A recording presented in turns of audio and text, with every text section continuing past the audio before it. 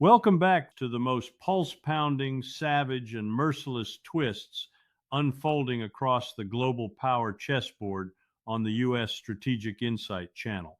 Dear friends, ancient military manuals of humanity have always carved one merciless truth in blood.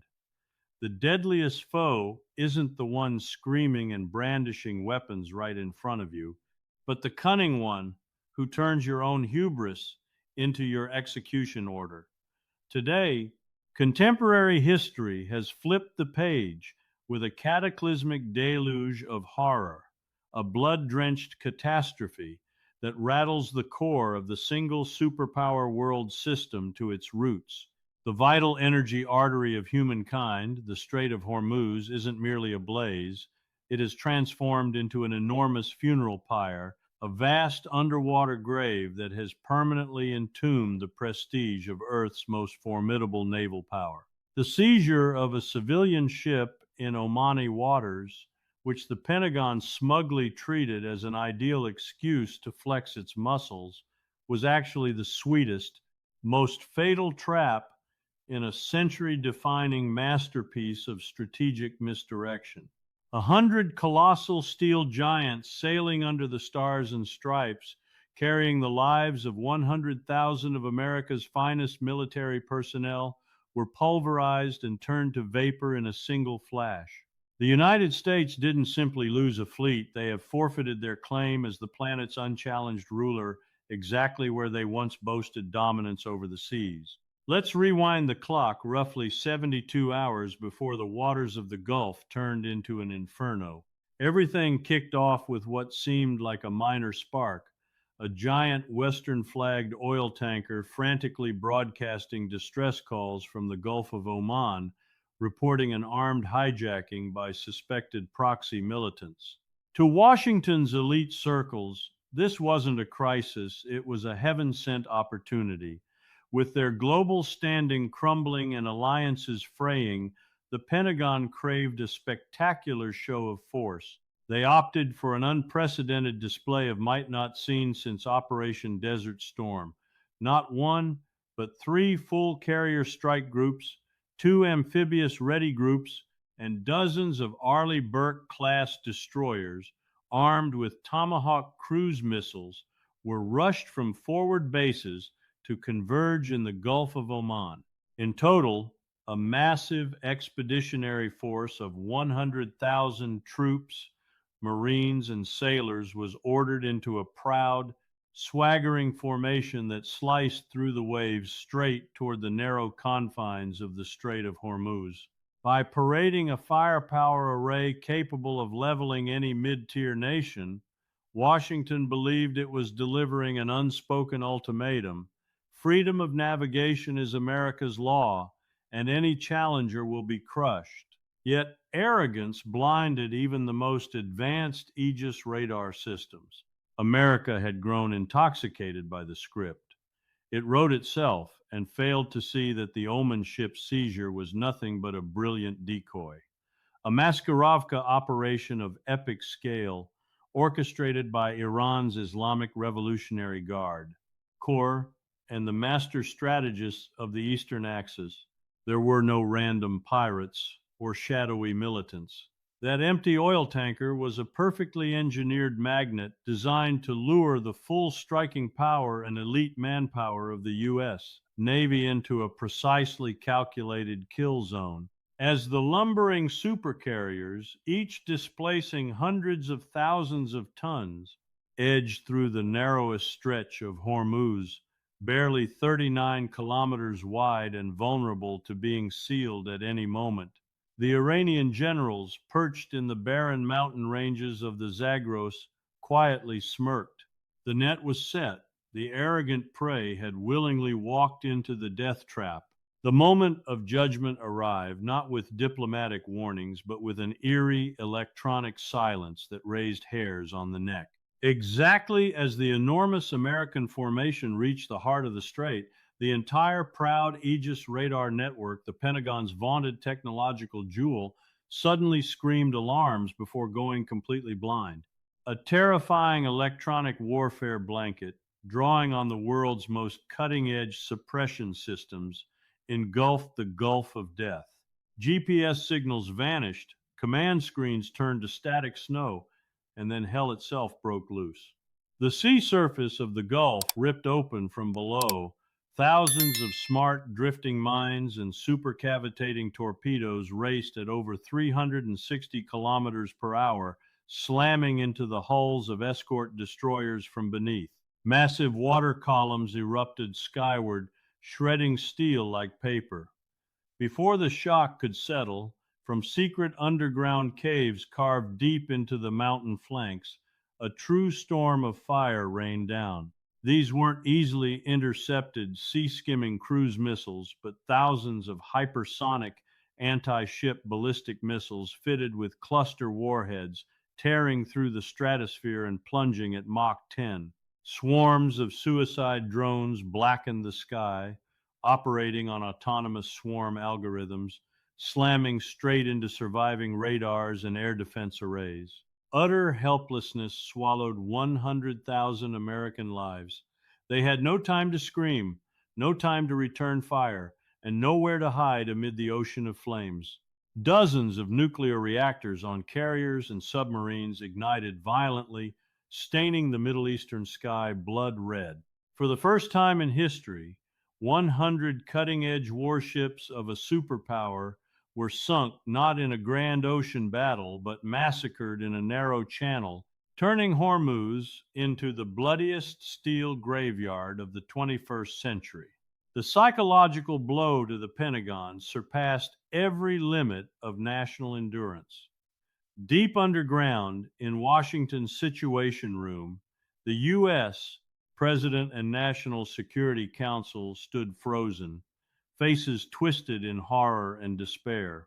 Communication screens from the fleet went dark one by one, signaling tens of thousands of lives erased every second. Choked sobs and frenzied screams echoed through the command center as proud generals realized they had lost their nation's core deterrent power in just 20 minutes. 100,000 elite troops, a casualty figure exceeding the combined American deaths in Vietnam, Iraq, and Afghanistan, were ground into dust. Faith in America's unmatched might wasn't merely cracked, it was shattered into a million pieces, piercing the entire Western worldview. The repercussions didn't stop at the bloodied sea. The shockwave from the decisive Hormuz strike instantly unleashed a geopolitical and economic tsunami that ravaged the globe. The world's energy windpipe was throttled. Crude oil prices didn't just spike, they soared like a scythe, slashing every Western inflation control effort. Wall Street collapsed in total panic among the financial elite. American allies in Europe and the Middle East trembled, immediately freezing ties with Washington and desperately reaching out to Tehran and Moscow for survival guarantees. The petrodollar, once backed by gun barrels, now drifted away with the sunken wrecks beneath the Gulf. Yet the Pentagon's despair was far from over. While thick black smoke still billowed from Hormuz, blotting out the sun, early warning stations off California suddenly flashed the highest level red alert. Deep beneath the Pacific, an unprecedented strategic movement by Eastern powers had just crossed the final red line. The Hormuz storm was only the opening shot. The real empire-crushing machine was now revealing itself. The dense black smoke from the Gulf didn't merely hide the desert sun, it permanently blackened an 80-year chapter of proud U.S. naval history. As the final thunderous explosions of thousands of hypersonic missiles and torpedoes faded into the deadly silence of the ocean, the full horror of Hormuz's steel graveyard became visible to a stunned humanity. America lost not only hundreds of billions in metal, but also the lives of 100,000 elite personnel, all sacrificed in a colossal trap engineered with the patient, ruthless genius of the Eastern Axis. The surface of the strait now presented a surreal, nightmarish scene that even Hollywood's wildest directors would hesitate to depict. Thick oil slicks leaking from torn-apart supercarriers burned fiercely, turning a vast sea into a boiling inferno. $100 million F-35C jets, once symbols of unchallenged air power, lay charred and sinking alongside the shattered flight deck of the USS Gerald R. Ford. Amid raging flames and the groaning collapse of steel structures, thousands of Marines and sailors flailed helplessly. They had no rescue helicopters, insufficient life rafts, and worst of all, they had been utterly abandoned by the command system they once revered. A force once equipped to flatten nations was now reduced to desperate souls, clawing for breath in radioactive, fiery waters. To grasp how such an unprecedented tragedy could occur, we must strip away the Pentagon's arrogant facade and confront its systemic strategic vulnerabilities. The sinking of three carrier strike groups at Hormuz was no mere military accident. It was the total bankruptcy of an outdated war doctrine. For decades, Washington's military elite had been lulled by easy victories over weak opponents, lacking meaningful air defenses or navies. They deluded themselves that these floating cities packed with bombs were impregnable fortresses. But in the anti-access area denial, A2AD, chessboard meticulously prepared by Iran with Moscow and Beijing's guidance, aircraft carriers were not strengths, they were gigantic, slow, impossible to hide targets. By sailing into the narrow, shallow, mountain flanked Hormuz corridor, the U.S. Navy voluntarily surrendered its sole advantage, open ocean maneuverability. They had trapped their own massive war machines in a dead end alley where even the latest Aegis defenses became useless against a multi domain saturation assault. Combining supercavitating torpedoes from below, hypersonic ballistic missiles from the stratosphere, and autonomous suicide drone swarms skimming the waves, Iran created a lethal cage with no blind spots. The fatal perceptual error of American generals was bringing 20th century thinking into a 21st century asymmetric trap. The price was the complete vaporization of the fleet in a single morning. Inside the nuclear bomb-proof bunkers deep beneath Washington, the atmosphere had thickened into an acid that eroded every attempt at rational recovery. When raw, uncensored videos of 100,000 American personnel being incinerated in Hormuz were deliberately leaked by Eastern intelligence and spread like wildfire across global social media, America's nervous system snapped. The president slumped into his leather chair in the Oval Office, eyes vacant as casualty figures danced wildly on screens. The psychological pressure crushed the chests of the political elite. Hawkish generals screamed for tactical nuclear retaliation, demanding Tehran be turned into a radioactive parking lot. But where could they strike? Empty mountain caves in the Zagros? Iranian missile launchers had already retreated deep underground minutes after firing. Stealth B-2 bombers? The skies over Iran were now shielded by a massive umbrella of Russian S-400 systems secretly deployed. America was stripped of conventional counterstrike options. Any attempt to launch cruise missiles was like throwing pebbles at a steel wall. A suffocating sense of humiliation and helplessness enveloped those who once styled themselves architects of the free world. For the first time, they felt the primal tremor of a predator whose fangs and claws had been broken, now awaiting the opponent's finishing blow. The seismic shock from the Hormuz massacre swept through Middle Eastern capitals within hours, upending power structures and shredding seemingly ironclad alliances. In Tel Aviv, air raid sirens wailed not from incoming missiles, but from panic at its peak. Israeli leaders realized the giant security umbrella that had protected them for half a century had just been vaporized. If three American carrier groups could be erased so easily, What chance did a small nation surrounded by enemies have? A herd-like diplomatic exodus erupted in Riyadh and Abu Dhabi. Urgent calls no longer went to the Pentagon, but straight to the Kremlin in Beijing. Arab monarchs who had shaken hands with American envoys only yesterday now frantically offered secret concessions, cutting all military ties with the West, opening oil fields to Eurasian bloc exploitation in exchange for a promise not to be dragged into total war. The U.S. engineered Middle Eastern geopolitical order collapsed not through prolonged conflict, but through a single precision strike that destroyed the entire belief system. Washington's allies trampled its legacy in a rush to secure their own lifeboats on a sinking global ship.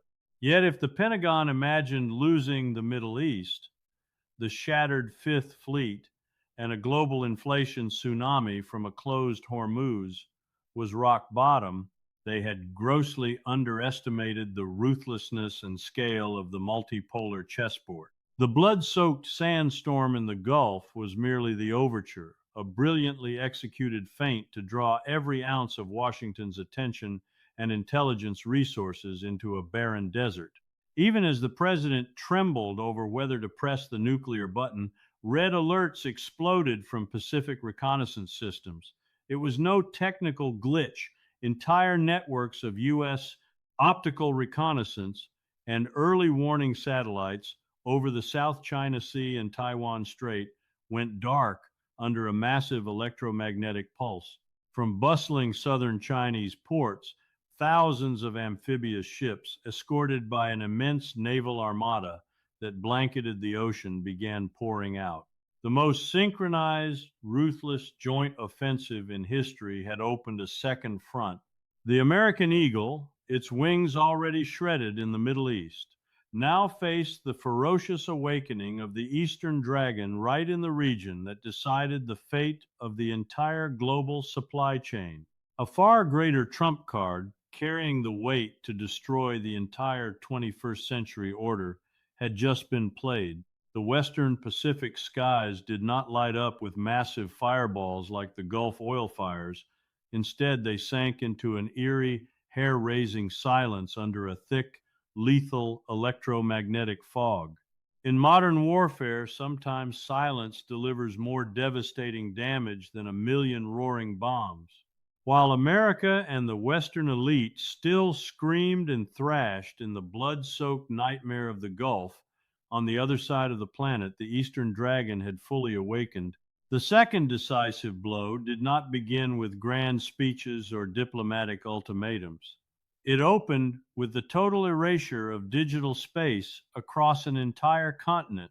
Every optical reconnaissance satellite, infrared early warning system, and ultra-high frequency relay station of U.S. Indo-Pacific Command was severed. From Pearl Harbor in Hawaii to forward bases in Okinawa and Guam, Aegis radar screens turned uniformly gray with absolute blindness. Under the cover of this invisible, continent-scale electronic warfare umbrella, a war machine of unprecedented size rolled out from the bustling ports stretching from Shanghai to Shenzhen. Not dozens, but thousands of warships, amphibious vessels, stealth missile frigates, and countless swarms of kamikaze drone boats blackened the cold waves, advancing relentlessly toward the Taiwan Strait and South China Sea. Overhead, squadrons of J-20 stealth fighters tore through the stratosphere, forming a multi-domain blockade that locked every approach. The entire Asia-Pacific region, once considered the backyard of America's Seventh Fleet, had become an enormous iron cage, and Beijing now held the decisive key. To fully appreciate the horror of this move, we must expose the strategic vulnerability the Pentagon always tried to hide: strategic overstretch. For decades, Washington arrogantly believed it could act as global policeman, stretching its octopus tentacles to control every ocean and hotspot simultaneously. But the Moscow, Beijing, Tehran axis had used that very arrogance to turn the American empire into a giant shackled in place. The Hormuz tragedy not only wiped out 100,000 elite troops and 3 carrier groups, it drained the Pentagon's blood, logistics, intelligence, focus, and Western will to resist into a single arid desert. While the Pentagon frantically redirected fighters and submarines from the Pacific to the Middle East in a desperate bid to salvage face, they had unwittingly created a fatal vacuum right along the first island chain. Beijing had waited patiently, silent as an iceberg in the night, only to unleash its thunderbolt at the exact moment the American eagle bled profusely and stood exhausted. The West's hollow deterrence had utterly failed. Massive U.S. bases in South Korea, Japan, and the Philippines were now isolated fortresses, cut off from supply lines, huddled helplessly under the shadow of tens of thousands of ready DF-21D and DF-26 carrier-killer ballistic missiles. The ruthless coordination of the Eurasian Axis had forged a perfect geopolitical pincer that snapped the spine of the old world order in less than a week.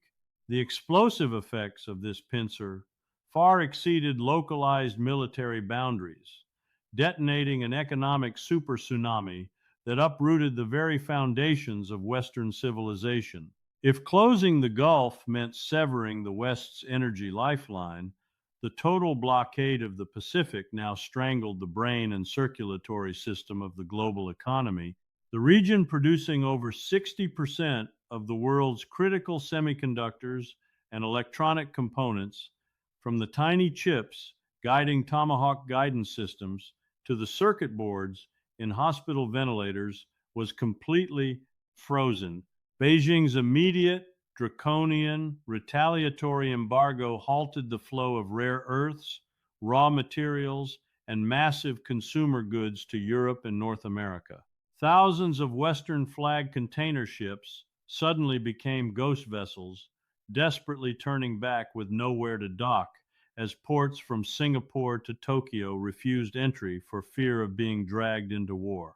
The immediate supply chain rupture poured boiling water onto the trading floors of London, Frankfurt, and New York. Giant U.S. defense conglomerates such as Lockheed Martin, Raytheon, and Boeing faced permanent shutdown of their most advanced production lines simply because they could not source irreplaceable components from Asia. The American empire was being eroded and toppled not by direct land attacks, but by a slow, merciless economic stranglehold that robbed it of breath. The psychological front among Washington's Asian allies shattered into fragments. Leaders in Tokyo, Seoul, and Manila stared in cold horror at the reality. If America could not protect 100,000 of its own lives in the Gulf and had been blinded in the Pacific, then billion-dollar mutual defense treaties were now worthless scraps of paper. The prospect of becoming sacrificial frontline targets under barrages of ballistic missiles broke their will to resist. In the ensuing panic, a silent but ferocious diplomatic coup unfolded. Secure phone lines no longer connected to the White House but frantically dialed Beijing and Moscow. Traditional allies rushed out neutrality declarations, banning U.S. forces from using their territory or airspace for military operations in order to save themselves. The great containment wall America had spent a century building around the Eurasian landmass was swept away like a sandcastle by an invisible tidal wave. The United States was now completely isolated, an island adrift in a hostile ocean. The collapse of peripheral allies acted like slow-acting poison on the empire's central nervous system, triggering an unprecedented domestic social crisis inside America itself. When the Pentagon's giant propaganda machine proved powerless to suppress the information, hundreds of millions of Americans witnessed the brutal reality of their empire dying. Sudden shortages of goods, gasoline prices shattering every ceiling, and images of flag-draped coffins returning from the Middle East in silence ignited fury across the nation. Riots over basic necessities erupted violently in megacities from Los Angeles to Chicago. America was devouring itself from within. Yet, even as Washington's leaders struggled to extinguish the domestic flames of unrest and desperately clung to power over distant oceans, they had no idea that the most brutal, darkest closing move of the entire conflict had not yet been unleashed. While every eye remained fixed on the fiery cauldron of the Middle East and the Pacific, far beneath the icy black waves of the North Atlantic, an extreme anomaly slipped past the U.S. East Coast sonar net. The shadow did not merely fall on forward bases, it had quietly approached America's exclusive economic zone. A symbolic doomsday card was about to tear apart the final illusion of peace on the North American continent.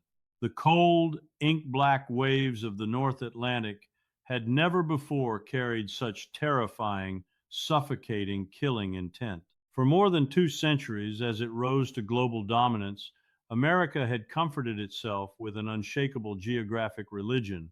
The two vast oceans flanking its continent were eternal natural ramparts, a divine shield making the North American fortress immune to the wars ravaging the outside world. The Pentagon could bomb the Middle East, blockade Asia, intervene in Eastern Europe, but the homeland would always remain a sacred, inviolable sanctuary. That illusion was now being ripped to shreds. The piercing wail of early warning sonar along America's east coast did not merely signal strange contacts, it tolled the death knell straight into the heart of the planet's number one power. Rising from the darkest abyssal trenches of the Atlantic, silently slicing through the quiet waters less than 200 nautical miles from New York and Washington, D.C., was a pack of invisible underwater monsters carrying civilization-ending power. These were not noisy surface fleets, easily detected.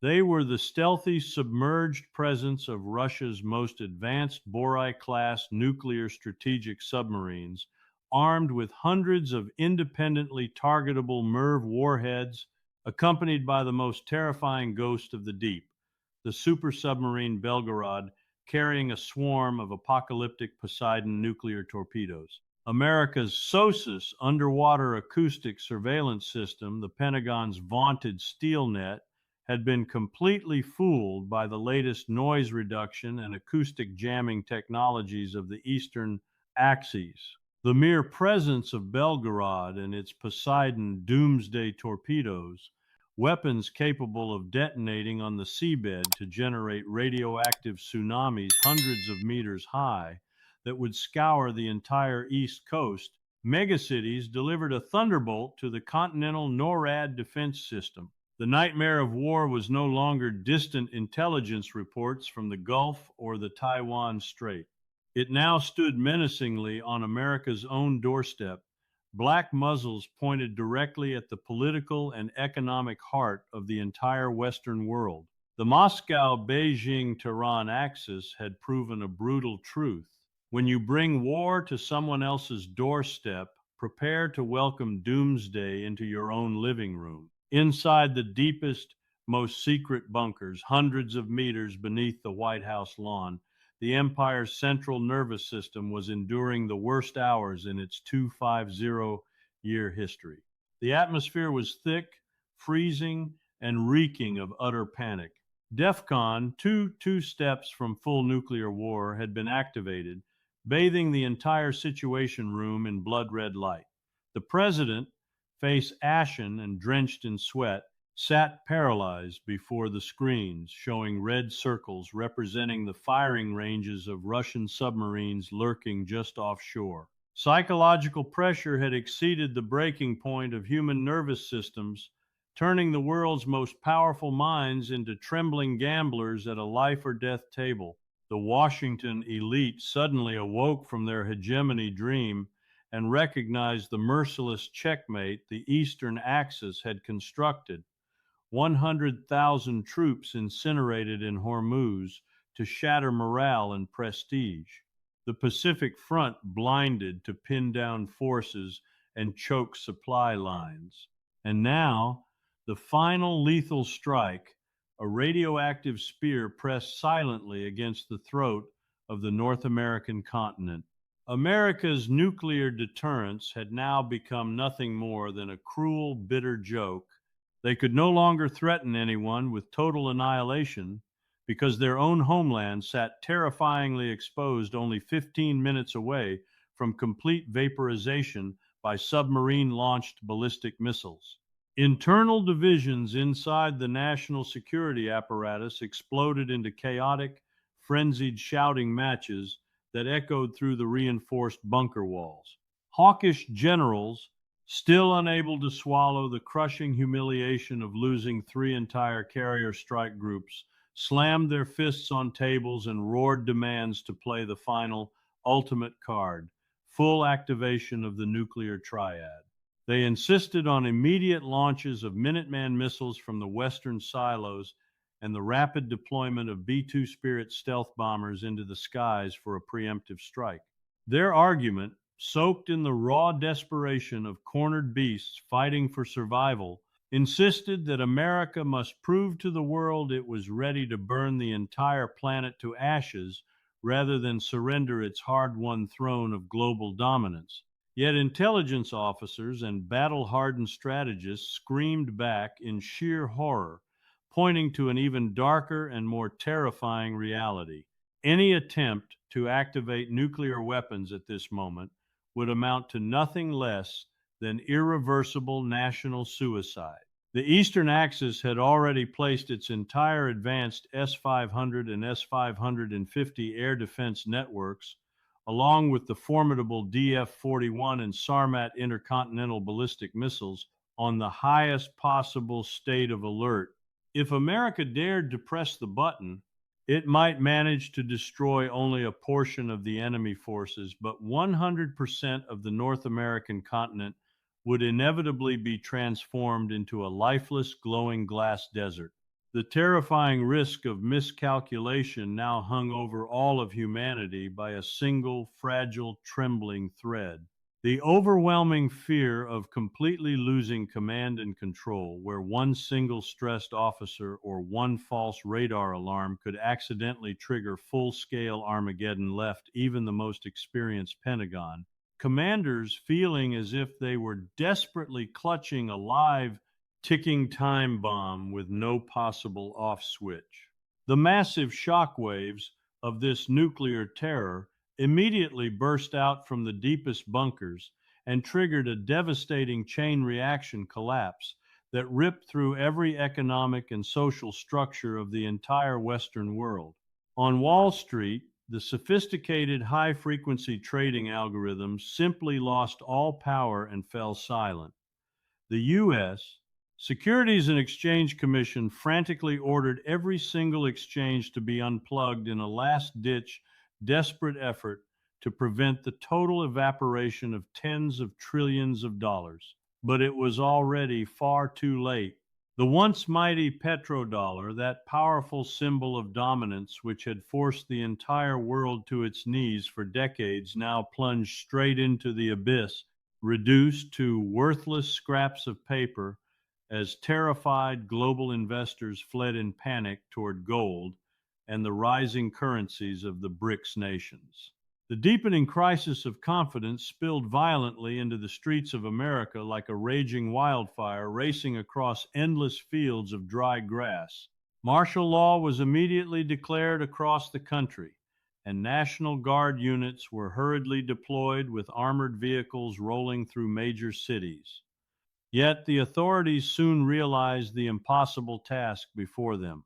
How could they possibly control tens of millions of terrified citizens who had been driven completely mad by overwhelming fear? Highways stretching from New York to Boston and Washington, D.C., became hopelessly gridlocked for thousands of kilometers as desperate convoys of vehicles tried to flee deeper into the interior of the continent. Severe shortages of food, widespread power blackouts, caused by fears of devastating EMP attacks, and horrifying images of Russian nuclear submarine fleets lurking menacingly just offshore completely strangled the final remnants of civilized behavior. Looting and bursts of gunfire now echoed loudly through every neighborhood and dark alley. The mightiest empire in all of human history was brutally incinerating itself in a raging inferno of self-generated internal chaos long before the external enemy even needed to fire a single physical shot. On the international stage, the entire Western alliance structure melted away like fragile wax thrown into the heart of hellfire. European leaders, who had solemnly sworn to defend the U.S. led world order, watched in shock as their great protector was held at gunpoint and immediately chose the path of collective betrayal. Emergency hotlines connecting Paris, Berlin, and London no longer discussed sending any aid to the Pentagon. Instead, they frantically debated how to issue unilateral declarations of neutrality as quickly as possible. They flatly refused to invoke NATO's Article 5, immediately dropped all existing sanctions against Russia and China, and desperately sent urgent peace overtures directly to Moscow, hoping to ensure their own capitals would not appear on the strategic missile target lists. This panic-driven, herd-like abandonment of their longtime ally painted the truest and most devastating portrait of an old world order, crumbling helplessly under the weight of superior hard power and masterful deterrence strategies. America had been coldly cast aside and abandoned, left completely alone to face the relentless swing of the reaper's scythe. Everything now seemed to have reached the absolute limit of deadlock, touching the really a thin, terrifying line that separated life from the total extinction of humanity itself.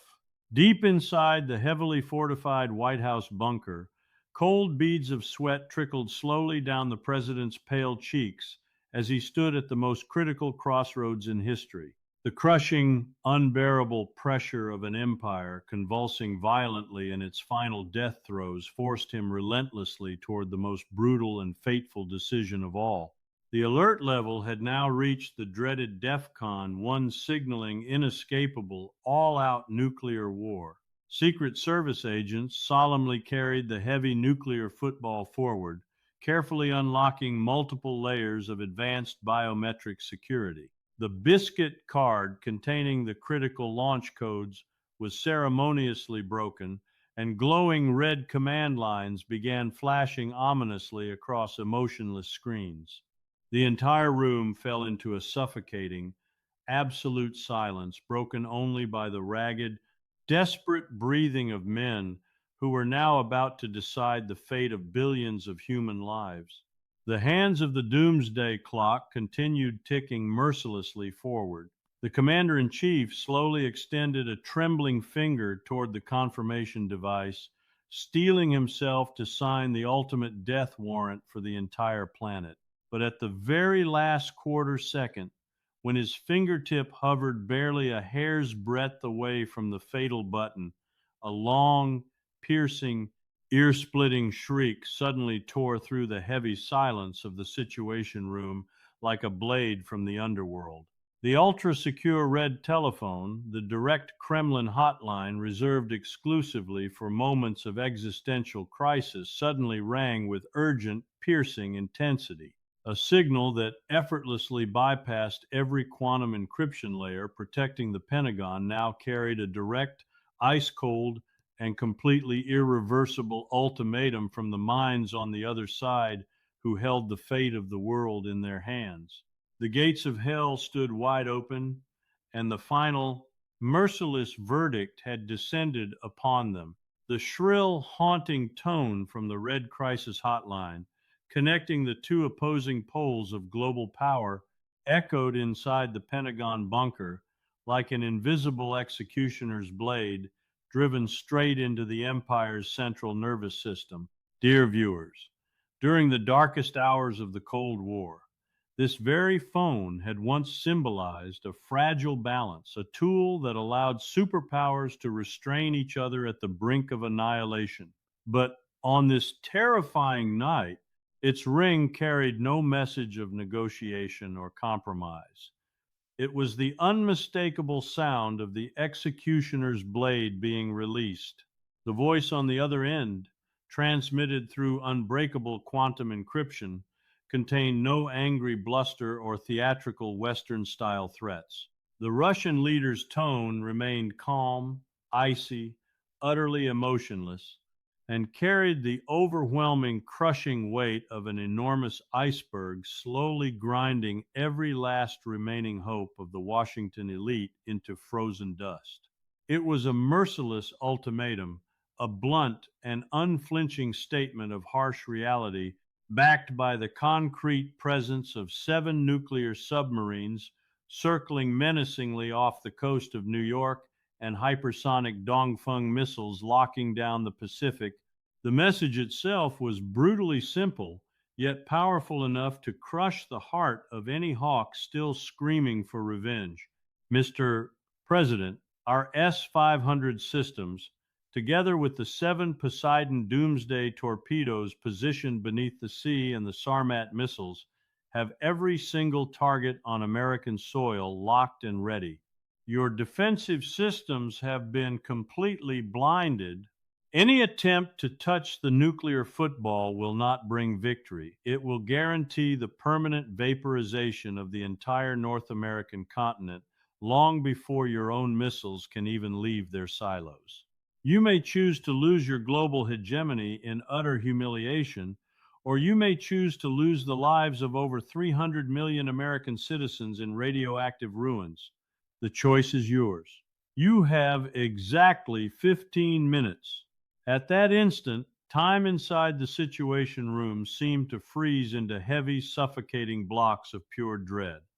The 15 fateful minutes of human history began ticking away in absolute, horrified silence. The hand of the commander of the planet's mightiest military trembled violently as it hovered over the nuclear launch keyboard. Cold sweat poured down like rain. On the ashen, bloodless faces of generals who had once coldly ordered the flattening of entire cities with nothing more than a snap of their fingers, only utter helplessness and the most primal human terror remained the raw, bone-deep fear of total extinction. The great nuclear deterrence wall of the Pentagon had been decisively pierced, not by sheer overwhelming numbers of warheads, but by hypersonic speed and strangulation tactics that the West had no means whatsoever to counter. Then, with a deep, soul-crushing sigh that seemed to collapse an entire century of hegemony in a single breath, the president's trembling hand slowly dropped. He buried his face on the heavy oak table, desperately trying to hide the total collapse of a once grand illusion. The wheel of the unipolar order had officially jumped its track forever. America had blinked. The sheer terror of total destruction had finally shattered the arrogance of a superpower. This psychological surrender at the very center of Washington's power instantly triggered a fission chain reaction that raced across the entire global geopolitical chessboard, forcing every single nation into a decisive and irreversible phase. Choosing sides was no longer a matter of elegant diplomacy. It had become the razor-sharp edge between survival and complete annihilation. The world was brutally cleaved into 2 stark, opposing halves by a merciless slash of cold reality, and every country on earth was violently dragged into a forced public reveal of its true cards. In Europe, initial panic quickly gave way to the most shameful and humiliating rout in the long history of military alliances. The moment they witnessed their great protector lowering its hands helplessly before the enemy's spear. The key pillars of NATO, France, Germany, and Italy swiftly discarded their moral masts and sacred oaths of alliance. There were no joint press conferences and no declarations of solidarity.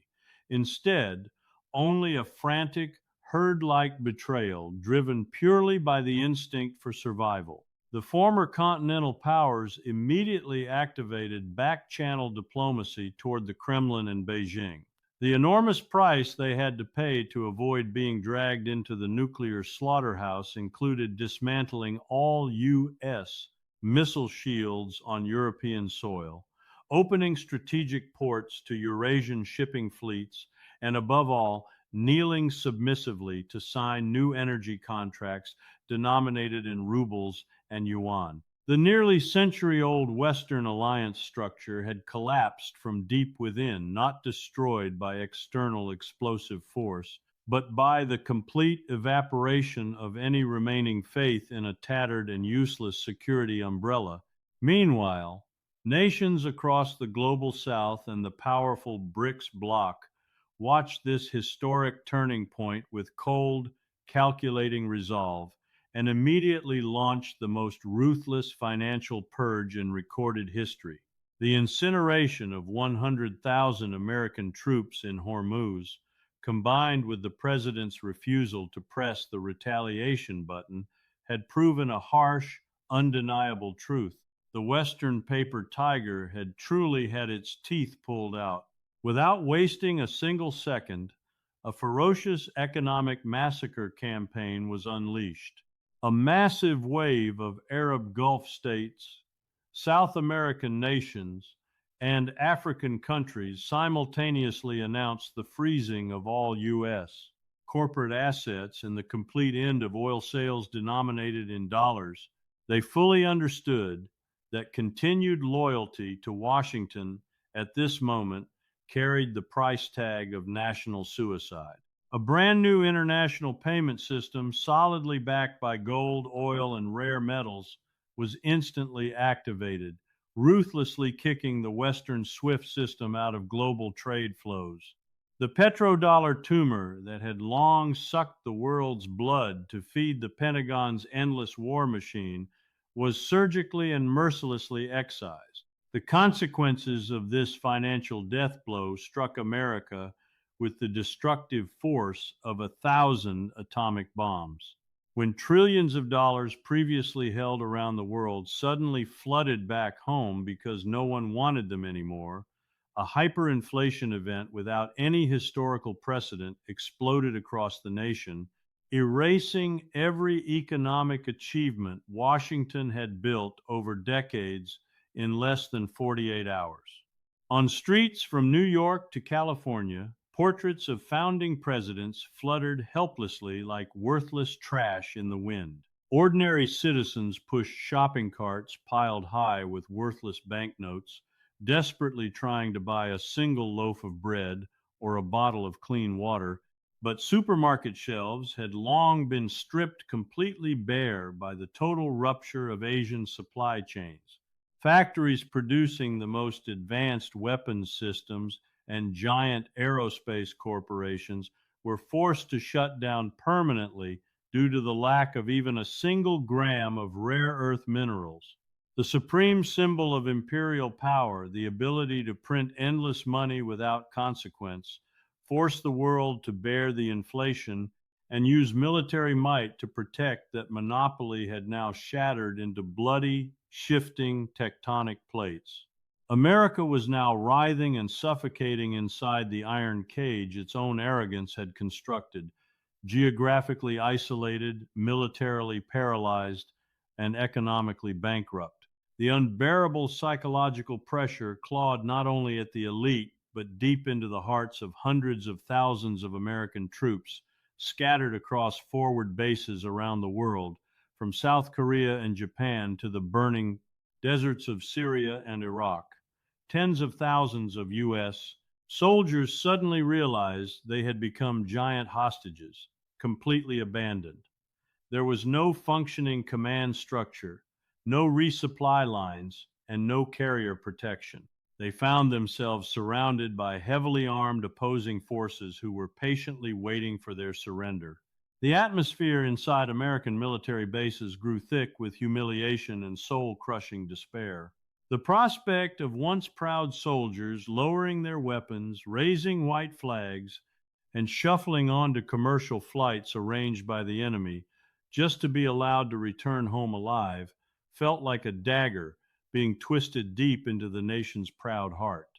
The cherished myth of an undefeated expeditionary force was now buried forever beneath layers of historical mud and shame. The countdown on the ultimatum continued ticking down relentlessly. America had been driven into the deepest, darkest corner of all corners, standing helplessly at history's ultimate judgment fork.